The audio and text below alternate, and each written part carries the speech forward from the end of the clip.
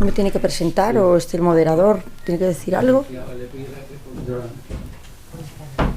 Es Margarita. Bueno, ¿el moderador no va a decir nada? ¿Hablo yo sola o cómo? Vale. A ver, ¿no se me oye? No sé si será mejor que hable sin micrófono. Solo para el streaming. Vale, entonces no tengo micrófono, tengo que gritar, vale. Bueno, buenas tardes a todos, muchas gracias por vuestra asistencia. Es una ocasión singular porque vamos a hablar de la batalla de Pavía. La batalla de Pavía, que fue en 1525, dentro de 3 años se celebra el 5º centenario, con lo cual va a haber actividades en toda Europa. Va a haber actividades en Italia, va a haber actividades en Francia, actividades en España, y es la primera abrimos la caja de las conmemoraciones de Pavía. O sea que estamos siendo pioneros, los que estamos aquí, somos pioneros de la conmemoración de la batalla de Pavía. La batalla de Pavía fue un hito crucial en la historia de Europa, en la historia del Imperio Español, por muchísimos motivos. No sé si un poco conocéis, sabéis la batalla de Pavía, pero 3 o 4 cositas. En plenas guerras de Italia, cuando Francisco I se da cuenta que no tiene nada que hacer ni en Nápoles ni en Sicilia, pues pone sus ojos en el milanesado y invade el milanesado y las tropas españolas se quedan circunscritas en la ciudad de Pavía. Y se la somete a un intenso asedio. Un asedio de 4 meses, donde el noble Leiva, con una fuerza heroica, aguantará la resistencia de los propios mercenarios que se quieren rebelar porque no han cobrado, y por el hostigamiento de las tropas francesas, pero aguanta como un león hasta que vienen los refuerzos y consigue hacer una especie de pinza y acabar con la caballería francesa. Eso es un hito en la historia geopolítica, porque a partir de ese momento Italia será española hasta el siglo XVIII. Es la hegemonía europea, primero de Carlos, y luego la hegemonía mundial en muy pocos años, con lo cual es una batalla crucial por diferentes motivos. Aquí tenemos el gran enfrentamiento entre Francisco I y Carlos, un enfrentamiento no solo por Italia, sino por el Sacro Imperio. Francisco I ambicionaba el Sacro Imperio y se quedó sin él, con lo cual la enemistad con Francia, que fue endémica y se perpetuó hasta el siglo XVIII, yo diría que hasta hoy incluso. Además, gracias a reconquistar el milanesado, pudimos hacer el maravilloso camino español que vertebró Europa y que fue fundamental no solo en los tercios, sino en las comunicaciones del imperio, y todavía hoy en las ciudades donde pasaba el camino español recuerdan perfectamente la impronta española. También desde el punto de vista militar, estamos asistiendo a una nueva era después de Pavía. Hasta Pavía era la caballería acorazada, la caballería pesada, era la que llevaba el peso de la guerra. Era una caballería donde grandes caballos perfectamente acorazados, eran los carros de combate de la época, con los nobles que estaban también perfectamente pertrechados, eran además caballos robustos, unos nobles con una envergadura física importante, que prácticamente eran los amos de los campos de batalla. Pero ahora aparecen los arcabuces, es la época de la pólvora, y en esta caballería pesada francesa, la infantería española se infiltra, se mete por dentro de los caballos y la caballería se queda desconcertada porque nunca han luchado así. Lo único que pueden hacer es reagruparse, con lo cual todavía peor, porque entonces son más blanco de los arcabuces y de las escopetas que ya son en esta época. Se acaba la era de la caballería pesada e empieza una nueva era. Y además los tercios no aparecerán hasta 1536, pero en esta época ya están los tercios de forma primigenia, ¿eh? También desde el punto de vista nobiliario. Ya que estamos en la Real Asociación de Hidalgos, me gustó hablar de los nobles que estuvieron aquí. Además, unos nobles que fueron tremendamente eficaces en el campo de batalla, que pudieron además coordinar a 30.000 hombres en la época donde no había medios de comunicación. 30.000 hombres con acciones muy eficaces y que además tuvieron un resultado extraordinario, porque acabamos ganando, cuando la diferencia numérica al principio era de 10-1. Aquí tenemos a Lannoy, tenemos al Marqués de Pescara, tenemos a nobles muy importantes que participaron además con una impronta militar, con una suficiencia en el campo de batalla que luego se vio en el éxito que obtuvieron. También me gustaría hablar del honor de los nobles, porque no tengo la esa. Leiva, el que estaba al frente del asedio, al ver que los mercenarios se querían rebelar porque no habían cobrado, puso toda su fortuna para poder pagarles. Pero es que los soldados españoles, que no eran nobles, que eran la tropa, también cedió su sueldo, su remuneración, para que los mercenarios pudieran cobrar. Es decir, que esa imagen de soldados codiciosos de la leyenda negra, que es el dinero, que es el saqueo, pues demostraron su honor también en ese momento. También desde el punto de vista vexilológico. Hay que recordar que Alonso Pita da Veiga, del que hablaremos después, es el que recupera el estandarte de Borgoña en el campo de batalla. En el campo las tropas del rey Carlos llevaban montones de estandartes correspondientes a todos sus territorios, pero uno de ellos, el que llevaba el infante don Fernando, la famosa Cruz de Borgoña, quedó en campo enemigo. Y entonces nuestro Alonso Pita da Veiga, el ferrolano Pita da Veiga, en misión suicida se lanzó al campo de batalla y recuperó el estandarte. Eso, que podía ser un hecho puntual, cuando se gana la batalla se considera un hecho providencial y atribuyen a la providencia el haber rescatado esa bandera y se convierte desde Pavía en la imagen del Imperio Español. Aquí tenemos la bandera bicéfala de Carlos y la bandera de Borgoña, que desde este momento hasta que aparece la rojigualda será el emblema del Imperio Español y el emblema español. Y además algo que se ha recuperado hoy. Hoy en día, tanto los tercios españoles que aparecen en Pavía como la bandera de Borgoña es un símbolo de hispanidad. Y lo estamos teniendo hasta en manifestaciones contra la independencia de Cataluña. Cualquier manifestación tipo hispánico, aparece la bandera de Borgoña. Fíjate, esto lo encontré el otro día en un internet, batalla de Pavía, donde nace un imperio. Es decir, que Pavía no es una batalla más, es una batalla crucial. Sin embargo, pese a ser tan importante, la iconografía de Pavía es muy escasa. Hay poquísimos cuadros sobre la batalla de Pavía, poquísimos. Hombre, tenemos cuadros estupendos sobre los protagonistas. Aquí tenemos a Carlos y aquí tenemos a Francisco I de Francia. Este cuadro, que me gusta muchísimo, el de Carlos, que es de Pantoja de la Cruz, ahora mismo corre un gravísimo peligro porque lo prestamos a Moscú. Se prestó hace unos meses y ahora, con el cerramiento de las fronteras y con todo, a ver si nos lo devuelven, porque son capaces de no devolvérnoslo. Y aunque la gente piensa que es de Tiziano, este cuadro no es de Tiziano, es de Pantoja de la Cruz, y yo creo que es el más completo. Si veis el guantelete, el casco, bueno, yo creo que es de los cuadros más importantes de Carlos. También tenemos en Italia, y en el Museo de Pavía se conservan cuadros. Este, por ejemplo, está en Birmingham. Son cuadros del campo de batalla, son vistas panorámicas. Algunos son interesantes porque se ve muy bien la distribución de las tropas, el escenario de la guerra.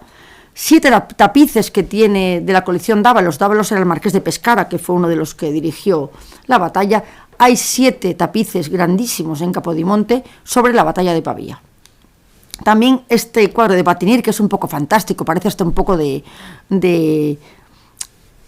cuento de niños por ese paisaje un poco irreal que tiene atrás, pero sí se ve muy bien lo que era la muralla, lo que eran los diferentes campamentos. Tiene cierto valor narrativo. Y luego en Estocolmo me encontré el otro día, porque esto ni siquiera en la página de Alonso Pita da Veiga hay una página especial, no conocían este cuadro y lo encontré yo en el Museo de Estocolmo. Me pareció muy curioso, además no se ve muy bien, pero en la parte de delante se ve la encamisada. Me encantaría contar la batalla, pero es que como solo tengo media hora, yo vengo a hablar del cuadro, no puedo contar la batalla, pero el tema de la encamisada fue un tema crucial en la batalla de Pavía. Y ahí delante, si veis unas tropas blanquitas, no sé si las veis delante, aquí se ve muy bien el tema de la encamisada. También tenemos grabados. Este grabado estupendo del Rijksmuseum es un grabado espléndido, que su versión en color es todavía más bonita. Fijaos qué espectacular, ¿eh? Es una imagen maravillosa de la captura, porque en la batalla de Pavía no solo se frenó a los franceses en Milán, no solo se les aisló internacionalmente, es que le dimos 10.000 bajas y 3.000 prisioneros, y entre los prisioneros está el propio rey.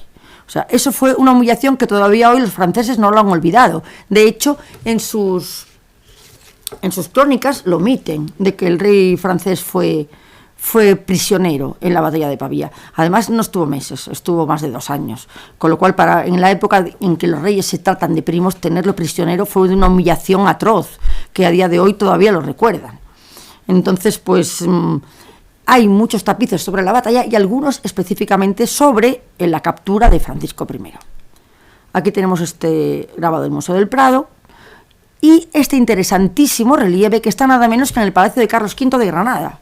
En el Palacio de Carlos V de Granada tenemos en uno de los basamentos está este relieve de la batalla de Pavía. Podía ser perfectamente un relieve romano de cualquiera de la columna Trajana o de cualquiera de estas columnas, con ese degradado del relieve, si os fijáis en primer término, ese caballo, y luego como hacia atrás va difuminando y va relajando del alto relieve al bajo relieve.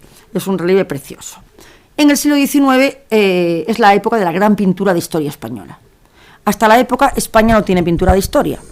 La gente se pregunta por qué en España no tenemos, como en otros países, una gran pintura de historia. Yo tengo mi propia teoría. Mi teoría es que la pintura de historia era una pintura propagandística, una pintura para mostrar la grandeza de las naciones. España no tenía nada que demostrar. Si éramos dueños de norte a sur y de este a oeste, éramos dueños de un imperio inconmensurable. Es que no necesitábamos ninguna propaganda, no nos hacía falta.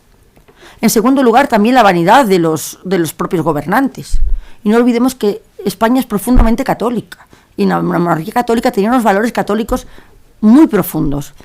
Y el tema del autobombo y la vanidad tenía una frontera muy difusa. Podían pecar de vanidad. Entonces, yo creo que no hay más que ver los retratos de Felipe II, con esa majestad, con esa sobriedad, cuando era el rey del mundo entero. O sea que realmente España nunca necesitó un autobombo en la pintura de historia. Pero encontramos grabados de calidad dispar, aparece ya la cromolitografía, aparece ya la litografía, la imprenta en serie, y hay montones de libros de historia, cuentos juveniles, que hablan un poco de la batalla de Pavía. Algunos son francamente buenos, por ejemplo, este lo encontré en la página de Todo Colección, me parece extraordinario, es de 1912, es un grabado espléndido. Otros más sencillos te lo encontré en la Universidad de Sevilla, o que está ya coloreado, ya aparece la cromolitografía, o donde se ve perfectamente la captura de Francisco I, y ahí ese señor que está con el estoque ya es nuestro Pita, nuestro Pita da Veiga, del que hablaremos después. Hombre, es un grabado un poco, no diríamos juvenil, pero es un poco ingenuo, pero bueno, es de cierta eficacia narrativa. Tenemos muchísimos grabados en historias juveniles, historias de España, hechos heroicos de la historia, que tienen un valor testimonial. Fijaos, hombre, son ilustradores, pero bueno, es lo que había. No, es que no hemos encontrado, no hay el gran cuadro de historia de Pavía, no existe. Otro grabado. Pero bueno, Isabel II, que aquí la tenemos, como estas conferencias las doy siempre en un ámbito militar, me gusta poner a Isabel II vestida de general de los ejércitos, que aquí es Isabel II. De las pocas cosas buenas que hizo, una de ellas fue fundar la Guardia Civil, que es lo mejor que hizo para mí, y lo segundo fue las Exposiciones Nacionales de Bellas Artes. En estas exposiciones, la pintura de historia estaba especialmente cuidada, porque se suponía que un pintor que era bueno sabía hacer pintura de historia. Para hacer pintura de historia hay que saber componer, hay que saber perspectiva, hay que saber figurar. Es mucho más difícil hacer un cuadro de historia que cualquier otro género. Con lo cual era un poco el culmen de las carreras de los pintores, hacer un gran cuadro de historia. E Isabel, que necesitaba legitimar su dinastía, hay que tener en cuenta que hubo 3 guerras en este siglo cuestionando su legitimidad. Si ella promocionaba los cuadros de historia, ella se hacía heredera de esa historia de España, cuando realmente su legitimidad estaba muy cuestionada, porque ya sabemos que la ley sálica, que era la ley borbónica, decía que la primogenitura era en el varón. Y además en el varón no solo primogénito, sino el descendiente más cercano varón. Con lo cual ella, con esta fomentando la pintura de historia, pues legitimaba su propia figura. Aparte de otra cosa, los pobres pintores religiosos se habían quedado en el paro, porque con la desamortización, que fue terrible, que fue un robo a mano armada, el principal mecenas de los artistas, que era la Iglesia, pues se quedaban sin trabajo, con lo cual la pintura de historia también fue una salida para ellos. Pero, aunque primó la pintura de historia, hubo muy poca pintura militar. Y de Pavía encontramos cuadros interesantes, como que es Francisco I en la Torre de los Lujanes. Aquí se ve mejor. Son los cuadros de historia del XIX, que, denostados por la crítica, denostados por los historiadores del arte, a mí me apasiona la pintura del XIX, pero el propio Museo del Prado los desmontó y los mandó al almacén. La pintura del siglo XIX es la gran olvidada, la gran denostada, la gran despreciada por la historia del arte. Dicen que tiene un carácter teatral, un carácter neoclásico. Pues para mí esos son los grandes valores, que sea neoclásica. Pero hay cuadros sobre Francisco I y su captura, pero no de la batalla. Aquí tenemos a Francisco I pintado por Pinazo, un cuadro espléndido, como vemos, un cuadro espléndido, llegando a Valencia cuando va a ir a la Torre de los Lujanes. O este, que es precioso, cuando Margarita de Navarra, este cuadro es de Arroyo, va a ver a Francisco I previo al Tratado de Madrid, el llamado Tratado de las Damas, cuando se pactan las condiciones de rendición de Francia y España. Es un cuadro maravilloso, pero es un cuadro cortesano. No tenemos el cuadro de la batalla de Pavía. En el siglo XX llega la vanguardia, arrasando con todo. La vanguardia fagocita todo, y además anula a cualquier pintor académico. Yo entiendo que la vanguardia tenga su sentido a principios de siglo, porque existía la fotografía, ya no hacía falta reproducir la realidad y que se busquen nuevos mensajes, ¿vale? Al principio del siglo XX. Pero es que sigue todo el siglo XX y sigue todo el siglo XXI. El siglo XXI, la vanguardia sigue arrasando. Los pintores académicos siguen siendo arrinconados. Esta señora que vemos aquí ha ganado este año el premio Princesa de Asturias de este año, cuya obra es sentarse en esa silla durante 6 horas. Esta señora ha sido el premio Princesa de Asturias. Aquí vemos la vanguardia. Pero es que, ya que veníamos a la Real Asociación de Hidalgos y de Nobleza Española, quería enseñaros el cuadro que ha premiado los Real Maestrantes de Sevilla, la Real Maestranza de Caballerías de Sevilla, la nobleza más pura que existe en Andalucía, con la de Ronda y la de Granada, que premiaron este cuadro para la campaña de taurina de este año. Un cuadro que habla de las referencias de la obra al colonialismo y a la intolerancia. Vestigios de la historia, interpretaciones nuevas de un artista que no cree en la lógica dominante. Un artista que no parte de conceptos determinados, de experiencias empíricas. Bueno, y con esto que dicen, mira lo que ha hecho. O sea, sinceramente, la cara de los maestrantes que están aquí, a mí me recuerdan al traje nuevo del emperador. ¿No os acordáis de aquel cuento del emperador? Pues aquí están. Ahí es el artista, como veis, el de la camiseta, un artista coreano de dimensión internacional. Y aquí tenemos aguantando el tipo a los maestrantes, presentando semejante bodrio. Pues con este tipo de panorama artístico, la pintura en el siglo XXI, tremendo, porque desde el punto de vista artístico no tiene nada que hacer, es un género obsoleto, no tiene nada que hacer, pero encima tenemos junto al panorama artístico una tesitura sociológica y política adversa, por no decir terrible. Cualquier cosa que una historia suena a franquismo, incluso absurdo completamente. Los leyendanegrismos, el indigenismo, los tercios eran unos saqueadores, el colonialismo fue terrible, la época oscura de los Austrias. Luego el presentismo histórico, cómo se juzga los hechos del pasado con los valores del presente. Por no hablar del buenismo, cualquier cosa militar, eso es tremendo. El pacifismo, el antimilitarismo, o incluso negar que existe España. España es un conjunto de... España no existió nunca. España, un discurso abiertamente antiespañol, que está patrocinando desde todas las autonomías españolas. Yo, como soy gallega, me siento profundamente avergonzada de que en mi comunidad no veo las banderas españolas por ningún sitio. Como profesora de Historia de España, se me prohíbe dar clase en español, en Galicia. Cosa que la gente no lo sabe, pero el tema autonómico está desmontando completamente la identidad española. Bueno, pues con esta tesitura que estamos viendo, artística y sociológica, tenemos a este señor. Este señor, Augusto Ferrer Dalmau, que aparece en unas circunstancias adversas, por no decir completamente hostiles a lo que está pintando, y es un hombre autodidacta, no tiene ninguna formación artística, independiente, no está en ninguna camarilla, no le apoya ningún ayuntamiento, no va a Arco ni nada de eso.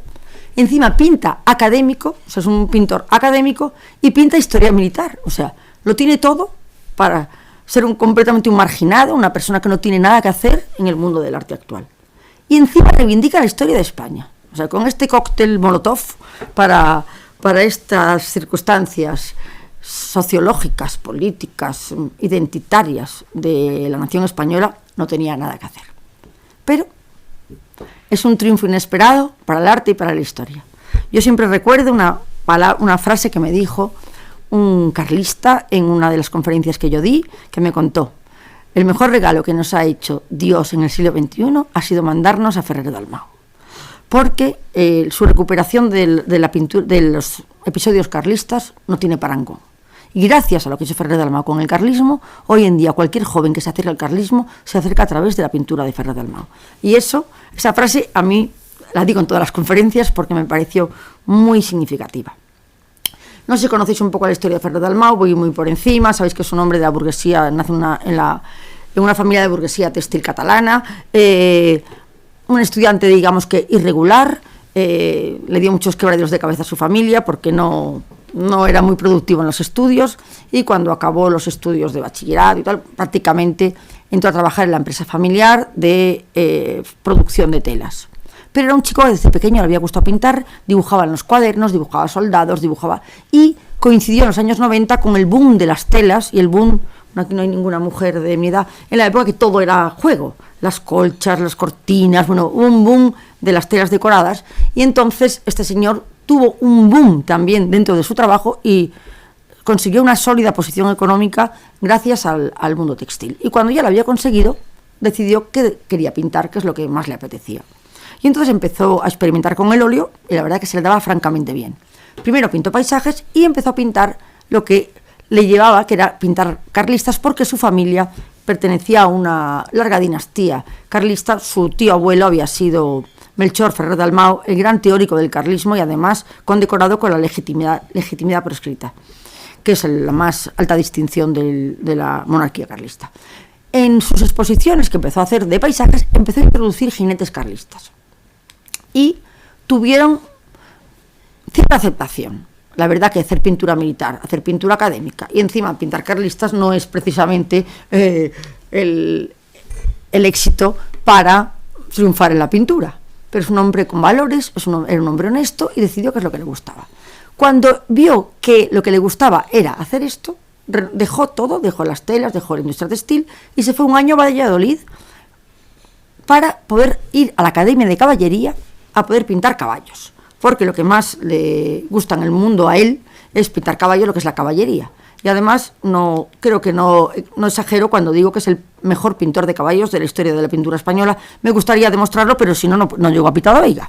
El caso es que empieza el camino al pintor de batallas. Empieza una carrera fulgurante, contacto con el ejército, le encargan series de caballería, empieza a pintar no solo carlistas, sino muchos más periodos históricos, y lo que cambia un poco la perspectiva de su proyección es haber pintado Rocroi. Rocroi, no sé si lo conocéis, supongo que sí, su cuadro emblemático, es el primero de la trilogía de los tercios, es un encargo personal de Arturo Pérez Reverte y le bautiza como el pintor de batallas, que será el epíteto que le acompañará hasta hoy. Me encantaría pararme en este cuadro, pero luego después, si tengo un tiempo, puedo parar. Es una trilogía espectacular compuesta por Rocroi, El Camino Español, que aquí lo vemos, y el espectacular, maravilloso, inconmensurable Milagro de Empel, que todos los recreacionistas españoles de los tercios recrean el Día de la Inmaculada este cuadro, con lo cual ha sido un antes y un después en el recreacionismo español. Empieza una carrera muy meteórica, empieza a colaborar con el Ministerio de Defensa, empieza a ir a las guerras junto a los soldados españoles, estará en Mali, estará en Irak, estará en Siria, y empieza a convertirse en un fenómeno sociológico. Se convierte en el mayor creador de iconografías de la historia de la pintura española, el mayor creador de iconografías, las imágenes más difundidas de todos los tiempos. Tiene fans. Esto, los que lo conocéis, sabéis que despierta expectación. O sea, cuando viene a Sevilla, yo siempre cuento, la gente, como lo conoce de cara, empiezan a tirarle de la chaqueta. Señor Dalmau, ¿cuándo va usted a pintar la entrada en Sevilla? ¿Cuándo va usted a pintar Brunete, que estaba mi abuelo? ¿Cuándo va usted a pintar? O sea, todo el mundo tiene su batalla preferida esperando que Ferrer Dalmau se la pinte. Y pintará la historia de ayer y la historia de hoy. Aquí tenemos parte de los libros. El pintor de batalla se convierte en el libro de artista más vendido del siglo XXI.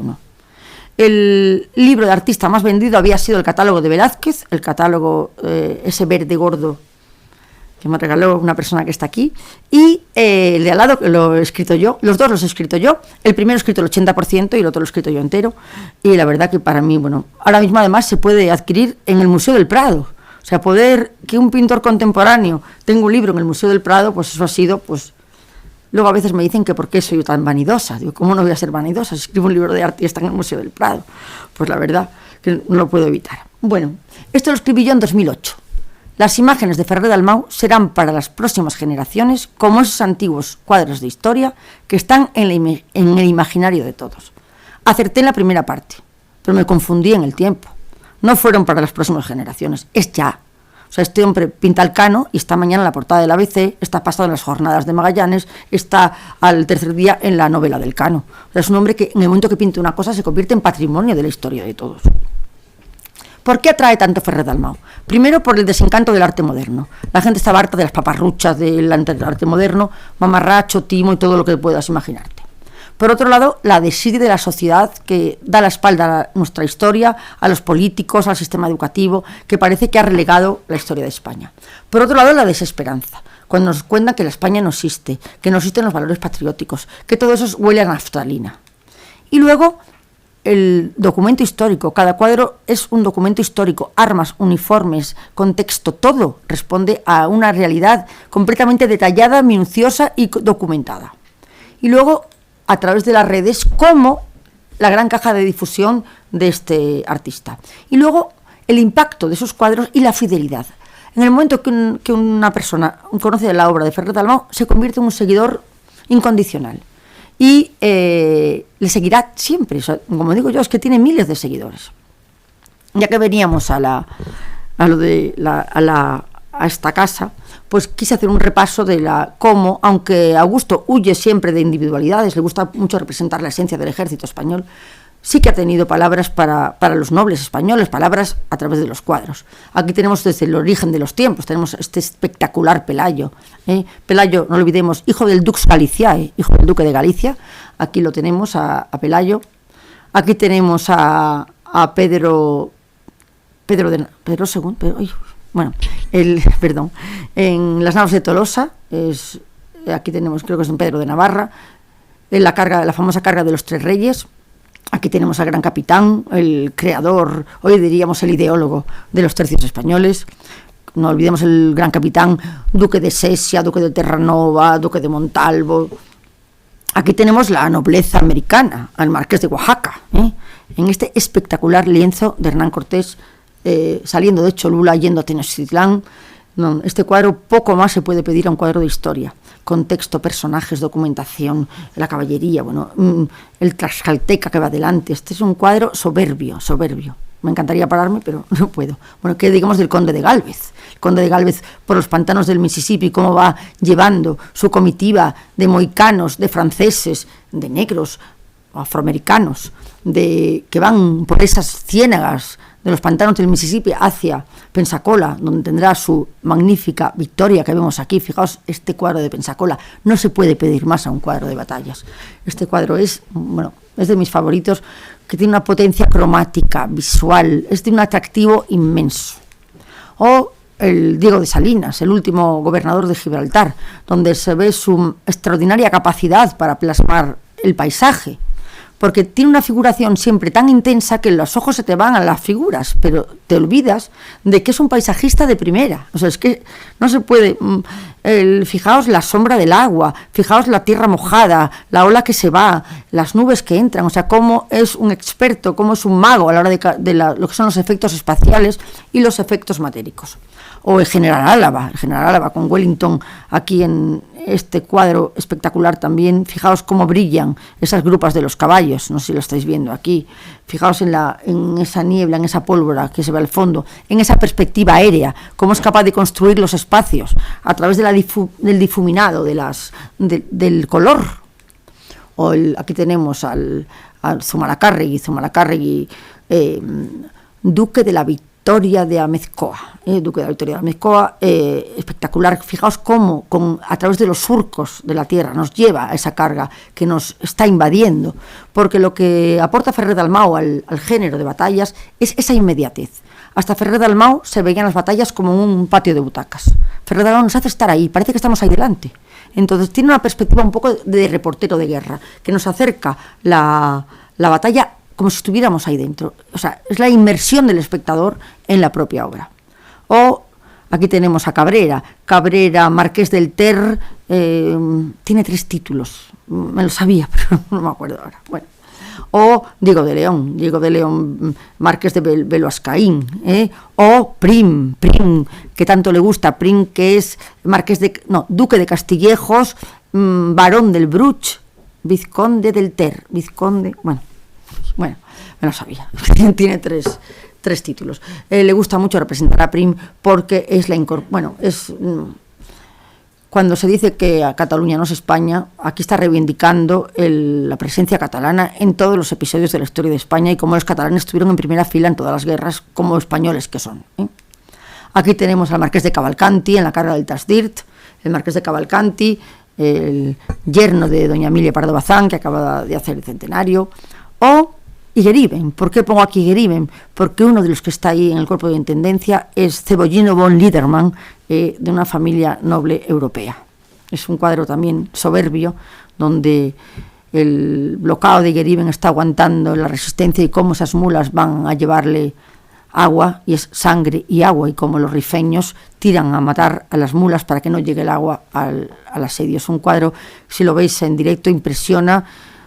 Tiene esa capacidad Ferrer Dalmau de conmover al espectador. También pintará la nobleza europea, como aquí tenemos en San Quintín, con todos los nobles franceses, o Mannerheim, que es el fundador de Finlandia, también de origen nobiliario. Bueno, y ya llegamos a la trilogía de Pavía. Cuando pinta Rocroi se le critica mucho por haber pintado una derrota. Es decir, con todas las victorias que tenemos en España, ¿por qué ha pintado una derrota? Porque Rocroi es su cuadro más significativo. Entonces dijo, no os preocupéis, yo pintaré una derrota, y qué mejor victoria que pintar que Pavía. Y dijo que Pavía se merecía más que un cuadro. De hecho, pintará 3, pinta 2, y el tercero está en ello. El primer cuadro es este, que es la batalla de Pavía. Es un cuadro, la primera vez que la batalla de Pavía responde a un rigor exquisito, porque de los cuadros que habíamos visto antes, muchos de los pintores que lo habían pintado ni siquiera habían estado en Pavía.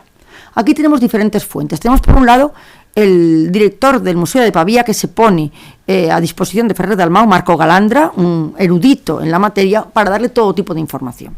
También tenemos a David Nievas. David Nievas es el asesor personal de Ferrer Dalmau para todo lo concerniente al siglo XVI y XVII, es máster en el siglo de oro, y es prácticamente el que documenta uniformes, armas, escenario de este cuadro, que se llama David Nievas. Por otro lado, la propia familia de Pita da Veiga, que al saber que estaba pintando Pavía también se ofreció, y también ofreció sus testimonios orales de la familia.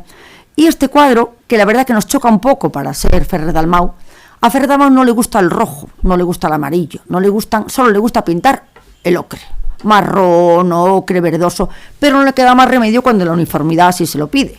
Y aquí tenemos a los lansquenetes alemanes, que tenían esos acuchillados, como se llaman, esos uniformes tan extraños que alguien me decía, parecen los del Circo del Sol o parece un carnaval, porque realmente no estamos acostumbrados a este tipo de indumentarias tan vistosas, pero responden a la más fidedigna realidad.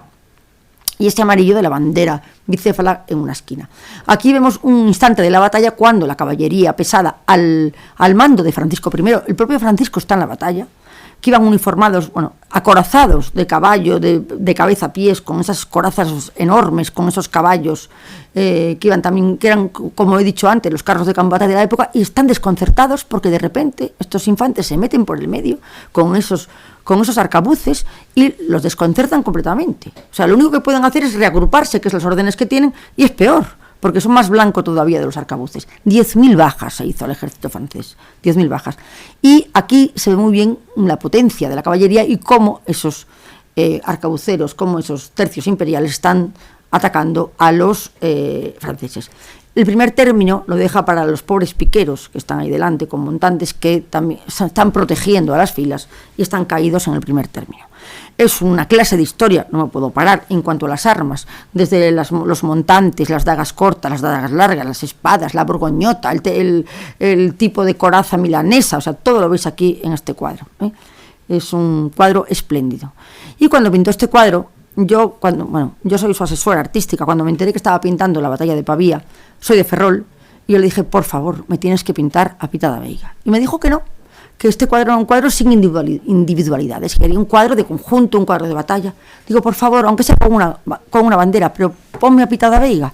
¿Por qué yo quería que pusiera a Pita da Veiga? Porque sé que cuando sale un cuadro de Augusto se convierte en una caja de difusión. Pero la verdad que soy muy persistente, insistí muchísimo y me dijo, mira, no, en este cuadro no, pero tengo para la trilogía, cuéntame lo de Pita da Veiga. Y entonces, ¿perdón? Vamos acabando. Sí, no, me queda un minuto. Aquí tenemos, Pita da Veiga, como sabemos, es uno de las 3 personas que capturan a Francisco I, captura estos, aparte del el casco, lo que se llama la tarja, el guantelete, todo esto, cuando lo capturan, queda en manos de ellos 3, lo depositan en la autoridad competente y Carlos le concederá el privilegio de armas a todos sus descendientes, del derecho al escudo donde aparecen las armas de Francisco I y el privilegio de armas, como he dicho. Este es el privilegio de armas, aquí está el documento por el cual Carlos concede ese privilegio de armas a los Pita da Veiga. Esto lo quería enseñar un poco por el papanatismo de la época. Alonso Pita da Veiga tenía una calle en Pontedeume, porque en Pontedeume fue donde murió, testó, y confundiéndolo con el ministro de Franco, le quitaron la calle. O sea, habían pasado 500 años, pero bueno, les dio igual, quitaron la calle. Aquí está la calle, aquí tenemos el almirante Pita da Veiga, que fue descendiente, y quiero reconocer su honestidad cuando, siendo ministro, dimitió cuando se legalizó el Partido Comunista. Ya que está aquí. Bueno, el cuadro de Pita da Veiga aquí lo tenemos. Es un cuadro distinto, es un cuadro, diríamos, crepuscular. Aquí huye de poner el fragor de la batalla para ver al héroe después de la batalla. Aquí vemos, si os fijáis, esos cuervos en el tercio derecho, esas vanitas, esa es la fugacidad de la vida, esos cuervos que acuden a los cadáveres de la Carroña. Aunque es un cuadro tétrico y un poco demoledor, pero por otro lado está nuestro héroe ahí, con un aura romántica tremenda, un aura romántica donde está reflexionando sobre la vida y el destino, y sobre el devenir de la historia y cómo él ha sobrevivido y sobre todo, ha recuperado ese estandarte, y que él no sabe, pero nosotros sí, lo que va a importar en la historia de España. Vemos en el lado izquierdo, vemos las murallas de Pavía, cosa que ha sido en Italia muy parangonado, porque todos los tapices de todos los cuadros que habíamos visto antes no tenían no se representaba de forma fidedigna las murallas de Pavía, y ese primer término vacío, como vemos, que es el espacio del espectador, porque nosotros estamos ahí delante, por eso deja ese espacio para que el espectador se vea dentro del cuadro. Es un cuadro de una belleza cromática extraordinaria, es un cuadro que desprende romanticismo, desprende épica, desprende heroicidad dentro de algo tan tremendo como un campo de batalla sembrado de cadáveres. Ahí está la capacidad que tiene Ferrer Dalmau. Aquí vemos con el Lasquenete, vemos con su escudero también gallego, un primo suyo que es el que lleva el estandarte. Y como anécdotas, bueno, como estoy mal de tiempo, os quiero contar un poco el tema de la nieve. Tanto en Italia como la familia insistía en que había nieve en Pavía. Sin embargo, el asesor de Ferrer Dalmau decía que no había ninguna crónica de la época que hablara de la nieve. Entonces fue un tiro y afloja entre un lado la nieve, y Ferrer Dalmau cortó por lo sano. Puso una especie de escarcha en el suelo, que podría ser una nieve pisoteada, y así todos contentos. Y luego el modelo. No había ninguna representación de Pita. Entonces se pidió a la familia retratos de los Pita. Y entonces se traspapelaron, se hizo una inspiración en cómo eran los Pita actuales, que son robustos, bajos, con un gran bigote, y así es Pita. Y luego el tema de la bandera. Si vemos aquí a Augusto Ferrer Dalmau delante del cuadro, todavía no había terminado, veis la bandera de atrás. Tiene una forma muy peculiar de pintar, pero no puedo explicarla porque no me da tiempo. Pero, si os fijáis, no está pintando la bandera de Borgoña. ¿Lo veis? Está pintando la bandera bicéfala. Fue cuando ya la documentación nos habló de la heroicidad de Pita, cuando decidió cambiar la bandera por la bandera de Borgoña. ¿Qué es este cuadro? Pues es un documento de primera magnitud, es extraordinario en la capacidad de la recreación del espacio y del hombre, tiene más que un valor artístico y documental para ser un valor trascendente, emocional, patriótico, y bueno, gracias a esta obra, Pita da Veiga se ha perpetuado un poco desde el punto de vista visual e histórico en los libros de historia y en las páginas de internet. Lo tenemos en portadas, los tenemos en los cómics que acaban de salir de Pita da Veiga, y tenemos el cómic, incluso algo tan extraño como que se utiliza como imagen de corazón de león. O sea, hay 3 siglos de diferencia, pero la potencia caballeresca de la imagen es tan impactante que a los de Xbox, que es no tenemos edad de Xbox, nuestros hijos o nietos están jugando a la Xbox, que es una consola, pues han elegido la imagen de Pita como corazón de león. O sea, da igual que sean 3 siglos de diferencia, pero lo han elegido. Y luego las miniaturas. Estas miniaturas se ha agotado, que es la miniatura de Alonso Pita da Veiga en su caballo. Y también dioramas, que se llaman ahora de las... Y por último, quiero decir que esta casa reconoció a Ferrer Dalmau, reconoció con la Cruz al Mérito, con unas palabras tan bonitas que las he puesto aquí. La Real Asociación de Hidalgos de España consideró a Augusto Ferrer Dalmau merecedor de la Cruz al Mérito, por su promoción y desarrollo de actividades patrióticas, por su permanente espíritu de servicio a la nación, y por ser todo un ejemplo de los valores propios de la hidalguía y del humanismo cristiano. Y Ferrer Dalmau tiene una técnica imbatible, una transmisión de valores, una función reivindicativa y patrimonial. Eso es la marca Ferrer Dalmau, y es lo que hemos visto ahora. Porque el arte crea símbolos, crea imágenes de unión, de pertenencia, de la unión de todos, que sirven para recordarnos que somos herederos de una historia maravillosa, forjada por hombres extraordinarios. Y, sobre todo, el sentimiento y un apasionado orgullo de ser español y por la gran historia de España. Muchas gracias.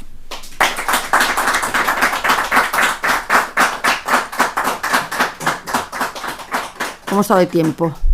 Pues 5 minutillos más. Me he pasado 5 minutos. Bueno. Bueno, pues nada, si tienes alguna pregunta cortita, que me dejen. Bueno, como todos me conocen y todos me han leído lo de Pita, pues no tiene muchas preguntas. Pero bueno, que gracias a todos por venir y estupendo. De acuerdo, muchas gracias. Pues nada.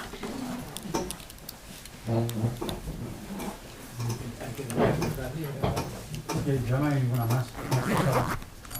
Pues tanta prisa me metiste y no había...